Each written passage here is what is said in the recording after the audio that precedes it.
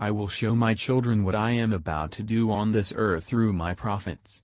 My prophets will arise with this proclamation, make way for the coming of Yahushua. Prepare the way. Prepare your hearts. He will shake the heavens and he will shake the earth with his outstretched arm. This great shaking will usher in great revival. The churches whose foundations are not established on the rock of Yahushua will fall. Many will be shocked at the churches who fall because those churches put up a good front, but refuse to live in holiness. I will expose the greed, the fornication, the adultery, and the idolatry of these churches.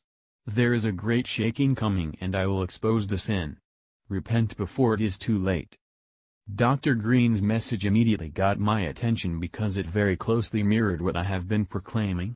I have been heralding the shaking that is coming and the revival that will follow on television, on the radio, in my latest book The Rapture Verdict, and in my articles. Here is just one brief example. Many are hoping for a great move of God instead of shaking. But the truth is that we should be thankful for the shaking that is coming because it will shake many into the kingdom. If we want to make it through the shaking that is coming, we have no other choice but to walk in holiness.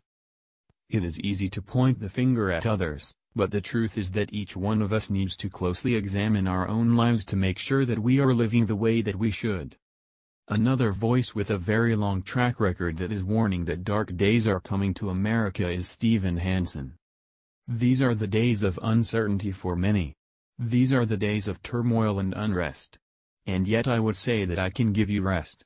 I can give you rest in the midst of the storm. I calmed the sea when my disciples were in the boat. They were fearful of the storms and the waves, but I told them to look to me and not to the water. Dark days are ahead for this nation. It is set in motion, the wheels are turning, and in time the very things spoken, concerning the events leading up to the last days, will come. A pendulum is swinging, and it is chiming out the hours. The very walls of justice will erupt. Confusion and calamity is seen upon the very steps of the White House. And as I have written about previously, there are many other prophetic voices that are saying the same thing. Many believe that the church in America is in good shape, but the numbers say otherwise. For instance, a new Barna Group study found that only about 10% of all Americans have a biblical worldview, and for millennials the number was less than half of that. They found that while more than 7 out of 10 Americans call themselves Christians, just 1 out of every 10 were able to answer basic questions about the Bible and the faith. The number is low among young Americans as well. Only 4% of millennials aged 18-29 scored 80% or higher on a survey asking questions about their faith. How can anyone possibly claim that the church is in good shape after seeing that kind of data? Judgment begins with the house of God, and there are so many out there that have refused to listen to the warnings even after many of us have pleaded with them to listen time after time with great love in our hearts.